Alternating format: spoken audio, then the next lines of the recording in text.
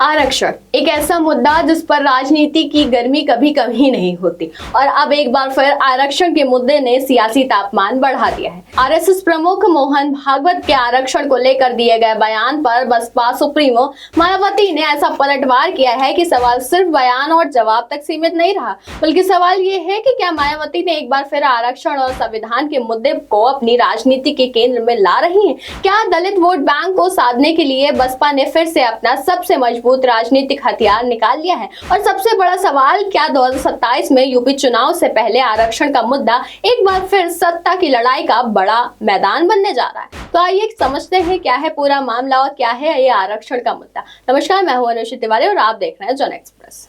आरक्षण पर फिर सियासी संग्राम, या ये कह लें कि आरक्षण पर फिर संग्राम। एक तरफ आरएसएस प्रमुख मोहन भागवत का बयान तो दूसरी तरफ बसपा सुप्रीमो मायावती का तीखा पलटवार है। भागवत ने आरक्षण के राजनीतिकरण पर चिंता जताई और कहा कि आरक्षण के लाभार्थियों को एक समय ऐसा भी आना चाहिए कि जब वह अपनी इच्छा से इसका लाभ छोड़ने के पर विचार करें। बस फिर क्या था, मायावती ने इसे सीधे सीधे खारिज कर दिया। उनका कहना है कि एससी एसटी ओबीसी समाज के लिए आरक्षण सिर्फ नौकरी या शिक्षा से मिलने वाली सुविधा नहीं है, बल्कि सामाजिक परिवर्तन, आर्थिक मुक्ति और आत्मसम्मान से जुड़ा संवेदनशील मुद्दा है। मायावती ने आरक्षण के क्रीमी लेयर पर भी विचार पर सवाल उठाया। उन्होंने कहा, खासकर एससी एसटी और वर्ग को लेकर मायावती का तर्क यह है कि सदियों से जातिगत भेदभाव और सामाजिक शोषण से झेलने वाले समाज के लिए आरक्षण की जरूरत को सिर्फ आर्थिक स्थिति के आधार पर तय करना नहीं सही है। यानी मायावती का सवाल यह है कि अगर आर्थिक स्थिति बदल गई तो क्या जाति भेदभाव भी खत्म हो गया? तो ये सवाल जिससे लेकर बसपा सुप्रीमो ने आरएसएस और केंद्र सरकार दोनों पर निशाना साधा है। वहीं मायावती ने कहा कि बाबा साहब अम्बेडकर की संविधान का हवाला देते हुए उन्होंने कहा कि समाज की स्थापना संविधान का उद्देश्य है। उनका कहना है कि आरक्षण उसी सामाजिक बराबरी की दिशा में संवैधानिक व्यवस्था है और यही मामला महज आरक्षण के लाभ तक सीमित नहीं रहता, बल्कि पहुंच जाता है संविधान बनाम सामाजिक असमानता की बहस तक। मायावती ने आरएसएस यहां तक की अपील कर दी कि आरक्षण के मुद्दे पर राजनीति बंद कर दी जाए और आरक्षण में किसी भी तरीके की छेड़छाड़ या वकालत से बचा जाए। लेकिन सवाल ये है कि मायावती इतनी मुखर क्यों है? तो आइए सवाल का जवाब इस राजनीति में खोजते हैं। अब जरा राजनीति समझ लीजिए। मायावती की राजनीति की सबसे बड़ी पहचान क्या रही है? दलित, बहुजन, सामाजिक न्याय और संविधान। और अब आरक्षण जैसा मुद्दा सामने आते ही बसपा के लिए इससे बड़ा राजनीतिक नैरेटिव क्या हो सकता है? यही वजह है कि मायावती का बयान सिर्फ आरएसएस का हमला नहीं माना जा सकता, बल्कि इसके पीछे बड़ा राजनीतिक संदेश भी दिखाई देता है। संदेश सीधे उस वोट बैंक के लिए है जिसे बसपा लंबे समय से अपना सबसे मजबूत आधार मानती है। अब समझते हैं 2027 की दस्तक और दलित वोट। तो उत्तर प्रदेश में अगला विधानसभा चुनाव यानी 2027 का चुनाव भले ही अभी सामने ना हो, लेकिन सियासत में इसकी तैयारी शुरू हो चुकी है। हर पार्टी अपना सामाजिक समीकरण मजबूत करने में जुटी हुई है। कोई पीडीए की बात कर रहा है तो कोई हिंदू के सहारे आधार को मजबूत कर रहा है, तो कोई दलित और पिछड़ा वर्गों के बीच अपनी पकड़ बनाने की कोशिश कर रहा है। ऐसे में मायावती के लिए चुनौती दोहरी है। एक तरफ बसपा के पुराने सामाजिक आधार को मजबूत करना है, तो दूसरी तरफ उसी राजनीतिक जगह को वापस हासिल करना जहां पिछले कुछ चुनाव में पार्टी को बड़ा झटका लगा हो। अब सवाल यह है कि क्या बसपा फिर दलित एजेंडे पर लौट रही है? क्या आरक्षण का मुद्दा बसपा के लिए सिर्फ संवैधानिक बहस है या फिर ये सियासी रीलॉन्च का हिस्सा भी है? क्योंकि मायावती लगातार संविधान, आरक्षण, दलित अधिकारियों से जुड़े मुद्दे पर अपनी आवाज मुखर करती रही हैं और इसका राजनीतिक महत्व इसलिए भी बहुत बढ़ जाता है क्योंकि यूपी में दलित वोट बैंक किसी भी चुनावी समीकरण पे प्रभावित कर सकता है।